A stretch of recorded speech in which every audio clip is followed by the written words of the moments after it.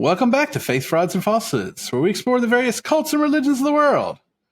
So, Brian, tonight we're going to continue our discussion on the teachings of the Institute and Basic Life Principles, the IBLP. We're going to talk about their interesting teachings tonight. So, hey, y'all, just right here at the beginning, don't forget to like, comment, and subscribe to help other people find us. Yeah, thanks, Matt. Let's remind everyone, as always, right? We have to remind people these are our thoughts and our opinions, not those of our employers or our churches. So, this is where we get to the nitty-gritty of Gothard's teaching, the interesting, unique, challenging teachings. So, where do you want to start? We've got three here that we're going to talk about. They're all three kind of unrelated. So, which one of these you want to start with, Matt? Well, we're not on Apple Podcasts any longer since we're doing this all full on YouTube now. We don't want to get marked as explicit, but I am going to have to talk about circumcision. Okay. All right. We're going to just start at the top. Circumcision.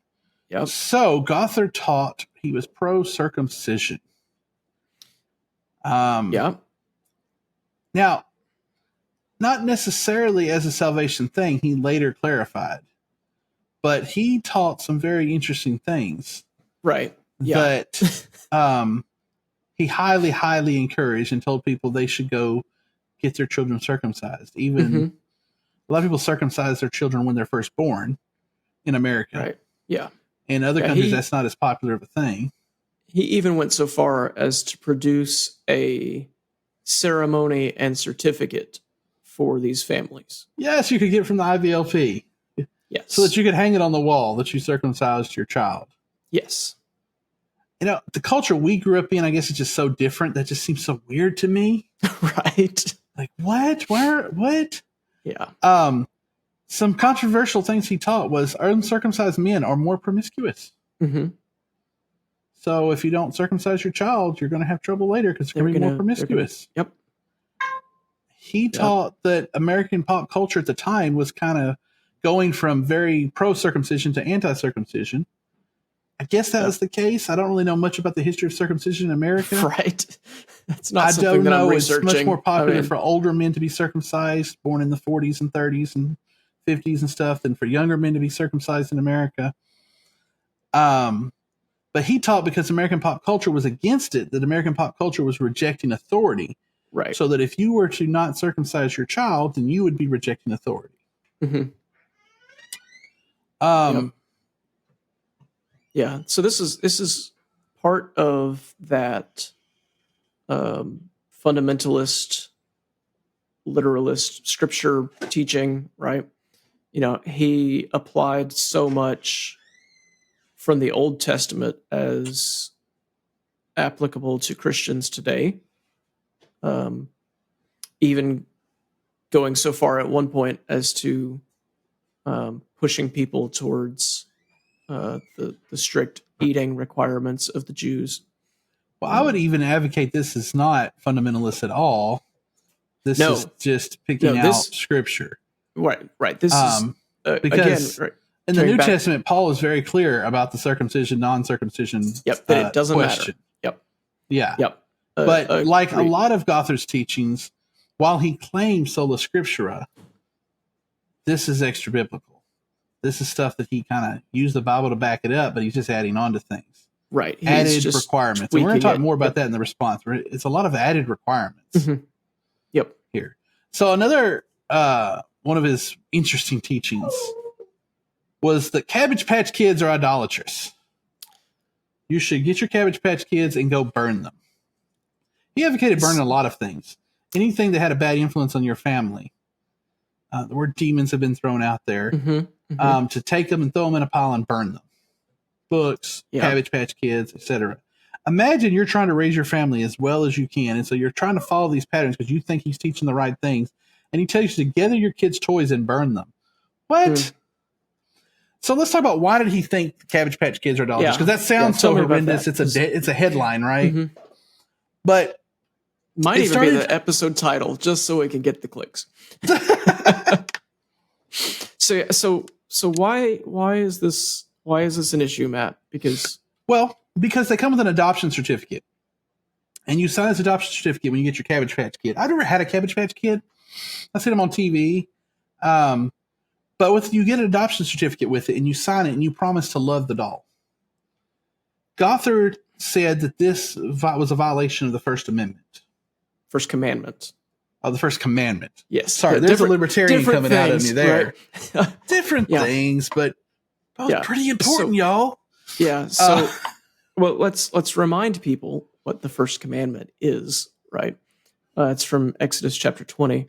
I am the Lord your God who brought you out of the land of Egypt, out of the house of bondage. You shall have no other gods before me.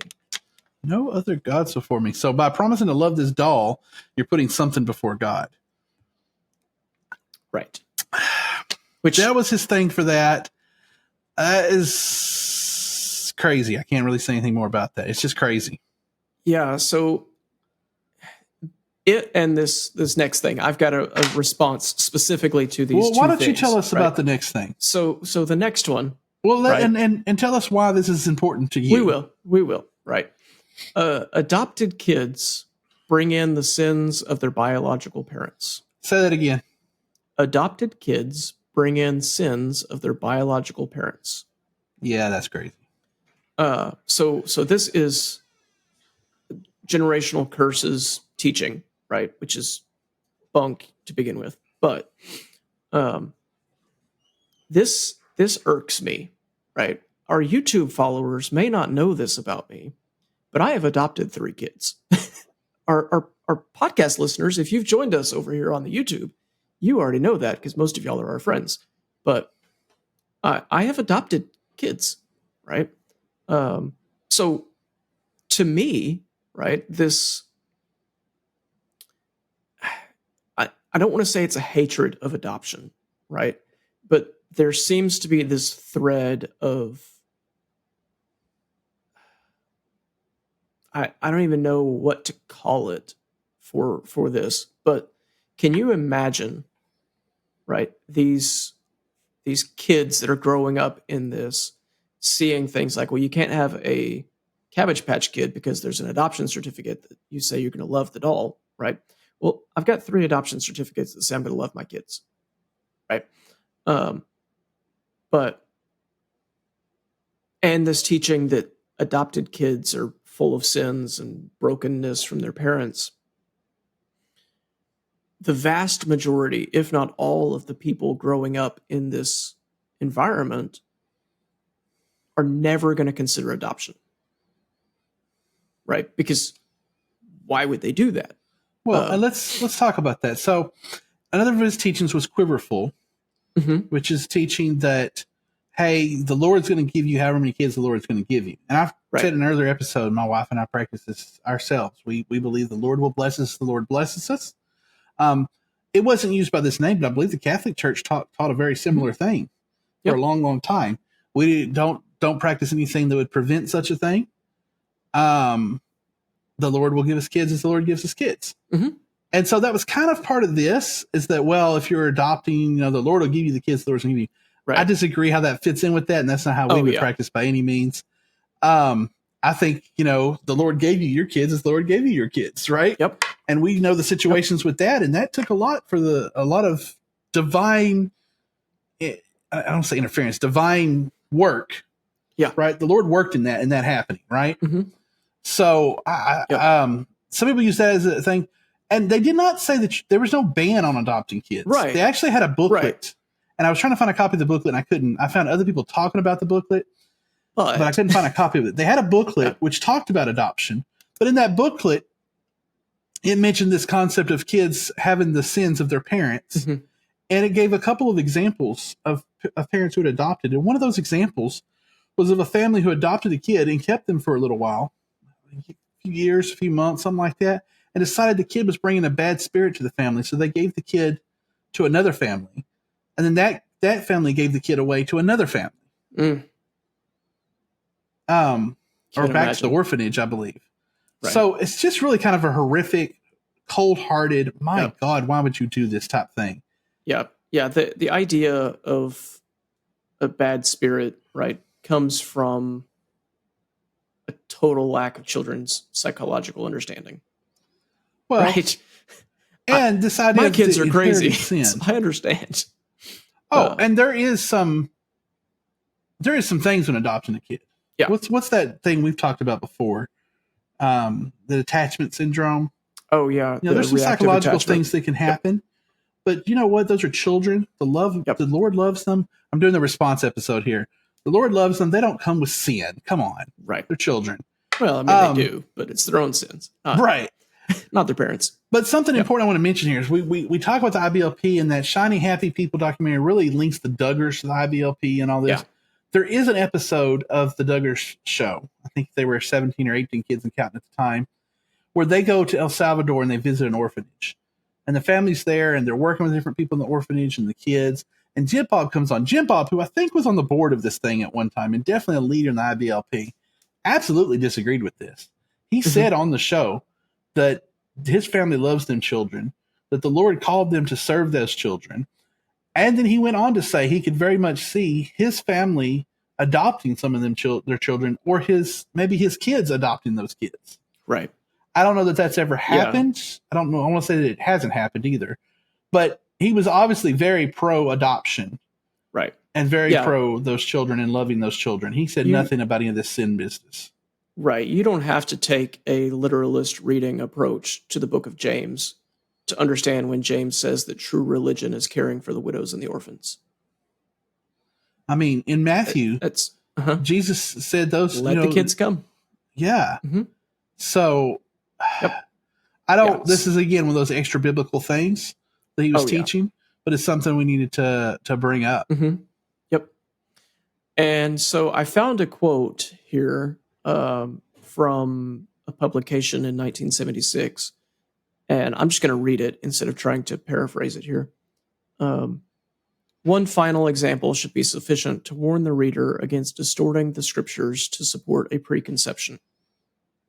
In one of his lectures, I heard Gothard say, "There are those who say, what's wrong with drinking a little wine? Doesn't the Bible say that Jesus himself made wine? It is inconceivable that Jesus made wine." Right, so this is Gothard speaking. Wine comes about through a process of decomposition. Decomposition is a part of death, and Jesus was the exact opposite of death. He is life himself. It is inconceivable that Jesus could be party to something that involved death. It is inconceivable that Jesus made wine. And so it should be obvious to the reader that when the scripture is treated like this, it can be made to say anything. And there is my problem. A lot of people, and that's where my hang-up comes with the fundamentalist thing. Mm-hmm. A lot of people look at fundamentalists and the sola scriptura, and it's like, oh, the problem is the scripture. They took this scripture and they just took this and they said scripture says this, so it's all evil. But it's very obvious this man didn't just take the scripture and say it said this. This man went past the scripture. Oh, yeah. And there's a good example right there. Yep. The scripture is not wrong, people. And that's where my perspective and my bias, honestly, is coming into this. Yep. The scripture is not wrong. I don't see that. And right there, how would he call out scripture when he claims to love scripture so much? Yeah. That is just yeah. Uh-huh. Your ego will go over those things. And that's what he let his ego go over it. Yeah. Fits more into the guruism than any of the Christian influences that he had. Right. Absolutely. The I know what I'm talking about. Just listen to me. Right. In 1976, he had just gotten his MA in Christian education. He didn't get his biblical studies degree until 2004. Right. So a lot of the exegesis, if you will, that he was doing was weak at best and flat out wrong most of the time. I don't know. I know a lot of people who didn't have an MA or a doctorate or anything that know scripture pretty well. So I'm not really worried about that part. All right. So those are some of the more interesting tidbits. So Matt, we're going to talk through just kind of the first little bit of one of the basic seminars in our next episode.